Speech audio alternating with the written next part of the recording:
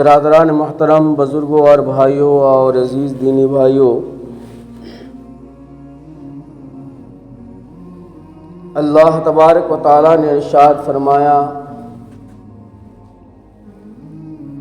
کہ اس سے اچھی بات کس کی ہو سکتی ہے کہ جو لوگوں کو اللہ کی طرف بلائے اور کہے کہ میں مسلمان ہوں۔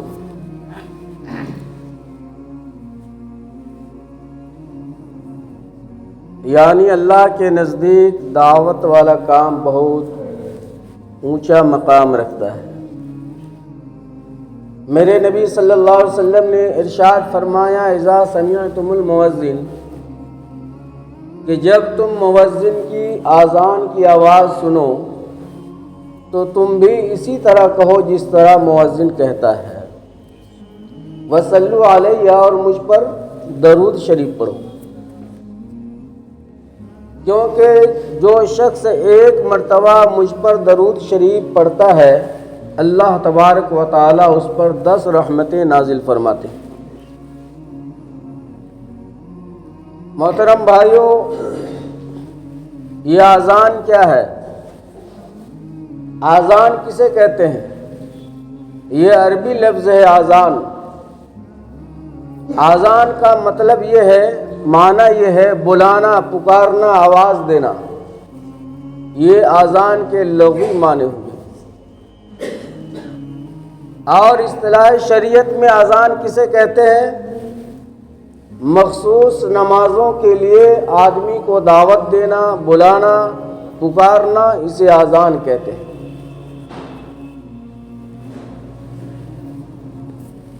میرے نبی صلی اللہ علیہ وسلم 13 سالہ زندگی مکہ مکرمہ کے اندر گزارا، تو نماز کے لیے، نماز کی دعوت کے لیے کوئی شکل صورت نہیں تھی اس وقت، بلکہ نماز کا وقت ہو جاتا تو لوگ وقت پر جمع ہو جاتے اور باجماعت نماز پڑھ لیا کرتے۔ مگر جب ہجرت فرما کر نبی کریم صلی اللہ علیہ وسلم مکہ معظمہ سے مدینہ منورہ تشریف لے گئے،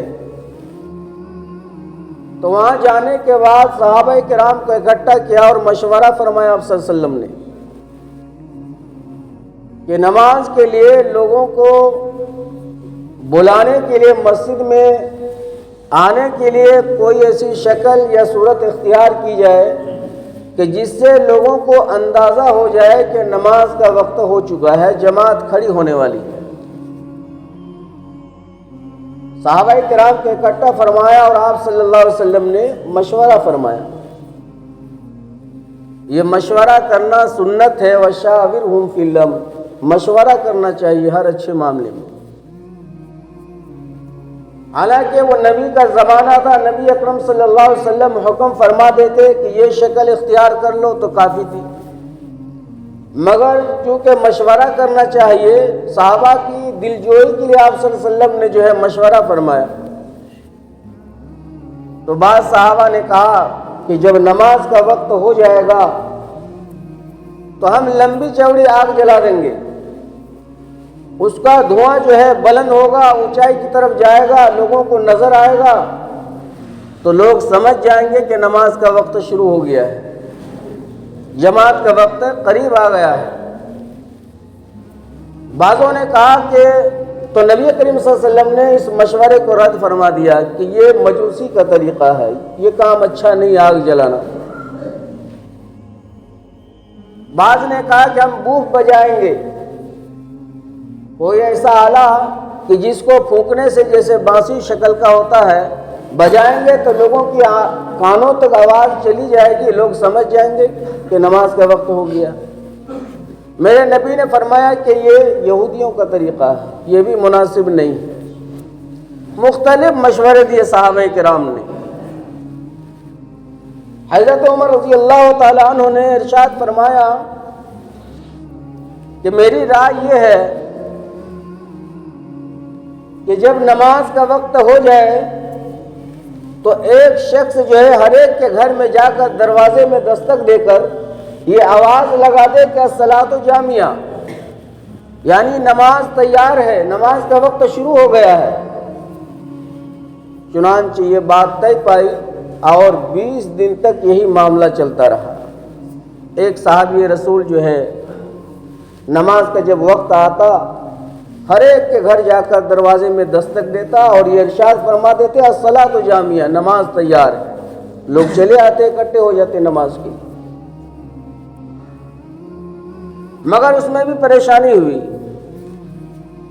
جن لوگوں کے یہاں آخر میں جو ہے آواز لگائی جاتی، ان کی جماعتیں جو ہے چھوٹ جاتی ان کی، اور سب کے گھر میں جا کر دستک دینا، یہ آواز لگانا کہ الصلاۃ جامعہ، نماز تیار ہے، یہ بہت مشکل مسئلہ ہو گیا۔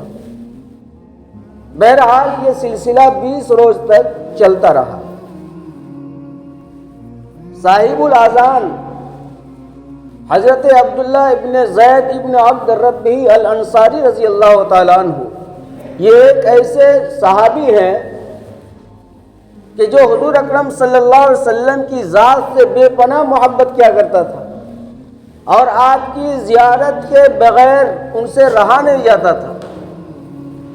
جب بھی کام میں جاتے تو آپ کی زیارت فرما کر جاتے، جب بھی کام سے واپس آتے تو آپ صلی اللہ علیہ وسلم سے ملاقات کرتے۔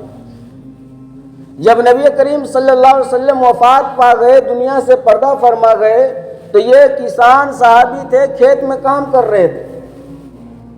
جب ان کو اطلاع ملی، خبر ملی کہ حضور اقدس صلی اللہ علیہ وسلم دنیا میں نہیں رہے، پردہ فرما گئے، تو وہیں پر جو ہے انہوں نے دعا مانگی تھی کہ اللہ میری بینائی کو چھین لے، مجھے اندھا بنا دے، اس لیے کہ نبی اب نہیں رہے، میں کس کی زیارت کروں گا، اور نبی کی زیارت کے بغیر مجھے سکون نہیں مل سکتا ہے، یہ آنکھیں ہماری بیکار ہیں، میری بینائی کو چھین لی۔ اللہ نے ان کی دعا کو قبول فرما لی، وہ نابینا ہو گئے۔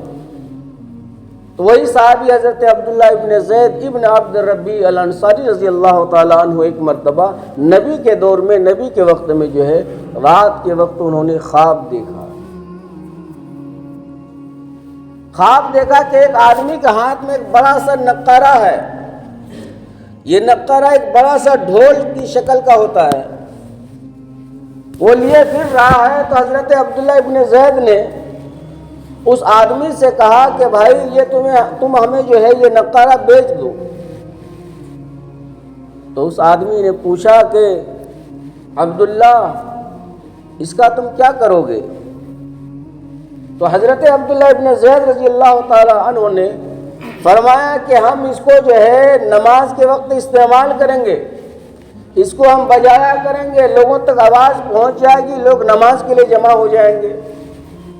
تو اس اجنبی شخص نے جواب میں کہا کہ عبداللہ تمہیں نقارہ بجانے کی ضرورت نہیں ہے، میں بہترین آذان تمہیں میں سکھاتا ہوں، اسے تم اچھی طرح سے یاد کرو۔ اور پھر مکمل آذان اس اجنبی شخص نے، جس کو حضرت عبداللہ ابن زید نے خواب کے اندر دیکھا، مکمل آذان اور مکمل اقامت جو ہے سکھلا دی۔ جب یہ صحابی حضرت عبداللہ ابن زید رضی اللہ تعالیٰ عنہ نیند سے بیدار ہوئے، صبح کو حاضر خدمت ہوئے نبی کریم صلی اللہ علیہ وسلم کی خدمت مقدس میں، یا رسول اللہ صلی اللہ علیہ وسلم ایسا رات کو میرے ساتھ معاملہ پیش آیا، میں نے خواب دیکھا ہے، مکمل اذان سنایا، میرے نبی کو پسند آیا، اور آپ نے فرمایا کہ یہ خواب جو ہے سچ ہے اور یہ بہترین ذریعہ ہے نمازوں میں بلانے کے لیے، اس الفاظ کو، ان الفاظوں کو تم جو ہے حضرت بلال کو سنا دو، سکھا دو، اس لیے کہ اس کی آواز بلند ہے، تیز ہے، اچھی ہے، اس کو یاد کرا دو۔ حضرت بلال رضی اللہ تعالیٰ عنہ یہ مؤذن رسول تھے، نبی کریم صلی اللہ علیہ وسلم جہاں بھی نماز پڑھتے تھے حضرت بلال رضی اللہ تعالیٰ عنہ اذان دیا کرتے تھے۔ فجر کے وقت جب حضرت بلال رضی اللہ تعالیٰ عنہ اذان دیا کرتے تھے تو نبی کریم صلی اللہ علیہ وسلم کے حجرہ مبارکہ کے قریب آ کر آہستہ روزانہ جو ہے یہ پکارا کرتے الصلاۃ خیر من النوم۔ وہ جو اجنبی شخص خواب کے ذریعے ان کو اذان سکھلایا تھا، اس میں یہ الصلاۃ خیر من النوم ایڈ نہیں تھا، یہ نہیں بتلایا گیا، صرف اذان جو 4 وقت دی جاتی ہے اس اذان کو سکھلایا اور اقامت کو سکھلایا۔ لیکن حضرت بلال رضی اللہ تعالیٰ عنہ روزانہ حضور کے حجرے کے قریب آ کر آہستہ سے آپ صلی اللہ علیہ وسلم کو جگاتے کہ الصلاۃ خیر من النوم۔ میرے نبی نے سنا جب 2-4 روز اس طرح، تو ارشاد فرمایا کہ بلال فجر کی اذان میں اس کو تم جو ہے شامل کر لیا کرو، حی علی الفلاح کے بعد الصلاۃ خیر من النوم کہہ دیا کرو، یہ اچھے الفاظ ہیں۔ تو میرے محترم بزرگ اور دوستو، اللہ کے نبی صلی اللہ علیہ وسلم نے ارشاد فرمایا کہ جب تم اذان کی آواز سنو تو تم اس کا جواب دیا کرو، اسی طرح اس الفاظ کو دہرایا کرو، مگر حی علی الصلاۃ اور حی علی الفلاح جب مؤذن کہے تو تم کہو لا حول ولا قوۃ الا باللہ، یہ اذان کا جواب ہے۔ اب اذان کا جواب دینا کیسا ہے، کیا ہے؟ علماء نے لکھا ہے کہ زبانی جواب دینا اذان کا یہ سنت ہے، جس طرح مؤذن پکار رہا ہے اللہ اکبر اشہد ان لا الہ الا اللہ اشہد ان محمد رسول اللہ، تو اسی طریقے پر ہمیں جو ہے ہماتن متوجہ ہو کر اذان کو سننا چاہیے۔ آج ہمارے دلوں میں اذان کی عظمت نہیں ہے، گپ شپ پہلے سے اگر چل رہا ہے، کہیں پر بیٹھ کے ہم جو ہے ادھر ادھر کی باتیں کر رہے ہیں، اذان ہو رہی، کوئی تمیز نہیں، کوئی احترام نہیں اذان کی، کوئی خاموش نہیں ہوتا ہے، کوئی اذان کا جواب نہیں دیتا، بات چل رہی ہے۔ تو زبانی اذان کا جواب دینا یہ سنت ہے، مستحب ہے۔ یہ اگر آپ جواب دیں گے تو ثواب کا باعث بنے گا، نیکی ملے گی، ثواب ملے گا، نہیں دیں گے کوئی حرج کی بات نہیں ہے۔ یہ قولی جواب، زبان سے جواب دینا یہ سنت ہے۔ اور ایک جواب ہے عملی اور قدمی جواب، کہ مؤذن جب کہے اللہ اکبر اشہد ان لا الہ الا اللہ اشہد ان محمد رسول اللہ حی علی الصلاۃ حی علی الفلاح، تو ہمیں سارے کام کاج مشغولیات مصروفیات کو چھوڑ کر نماز کی تیاری میں لگ جانا، یہ ہے عملی جواب۔ اور یہ واجب ہے ہر انسان پر کہ جب اذان کی آواز سنے تو عملی طور پر نماز کی تیاری شروع کر دے، وہ کام کاج کو چھوڑ دے، چونکہ اب اللہ کا نام آ گیا، اللہ اکبر، مؤذن کہہ رہا ہے کہ اللہ سب سے بڑا ہے، اللہ سب سے بڑا ہے۔ اب ہمارا کام بڑا نہیں ہے، ہماری مشغولیت بڑی نہیں ہے، ہماری مصروفیت بڑی نہیں ہے، ہماری بات چیت بڑی نہیں ہے، اب اللہ کی عبادت اور اللہ کی جو ہے ریاضت، یہ سب سے بڑی چیز ہے۔ تو یہ عملی جواب، اور عملی جواب دینا یہ واجب ہے۔ اگر آپ عملی جواب نہیں دیں گے تو آپ گنہگار ہوں گے، اللہ کی یہاں پکڑ ہو جائے گی کہ اذان ہو رہی تھی، تم نے اذان کی تیاری کیوں نہیں کی، نماز کی تیاری کیوں نہیں کی۔ میرے محترم بزرگ اور دوستو، اذان کی بڑی فضیلت ہے۔ پیارے آقا صلی اللہ علیہ وسلم نے ارشاد فرمایا کہ اگر میری امت کو پتہ چل جائے کہ اذان کا کتنا بڑا ثواب ہے اور پہلی صف میں نماز پڑھنے کا ثواب کتنا ہے، تو میری امت جو ہے اذان کے لیے اور پہلی صف میں بیٹھنے کے لیے لڑائی کرنا شروع کر دے۔ اتنی بڑی فضیلت ہے اذان کی اور پہلی صف میں نماز پڑھنے کی۔ فرمایا اللہ کے رسول صلی اللہ علیہ وسلم نے کہ مؤذن کے اذان پر جتنے لوگ نماز پڑھنے کے لیے مسجد کے اندر آتے ہیں، جتنا ثواب ان تمام نمازیوں کو دیا جاتا ہے، جتنا ثواب ان تمام مقتدیوں کو ملتا ہے، اتنا اکیلا ثواب مؤذن کے نامۂ اعمال میں لکھا جاتا ہے۔ کتنی بڑی فضیلت کی بات ہے۔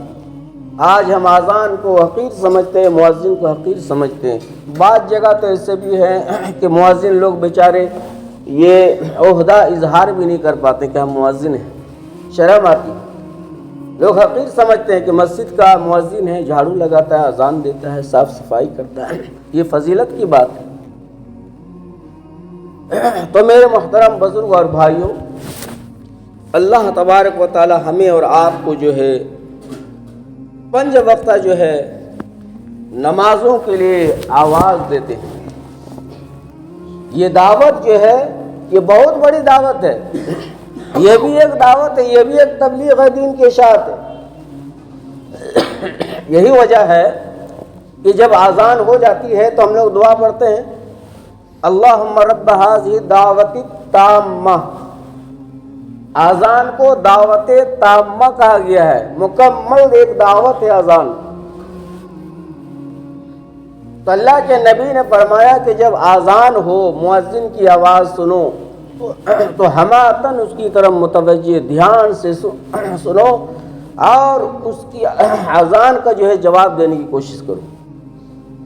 جب حی علی الصلاۃ اور حی علی الفلاح مؤذن کہے تو لا حول ولا قوت الا باللہ کہو۔ اس کا بڑا ثواب ہے۔ وصلوا علیہ، اور مجھ پر درود پڑھو۔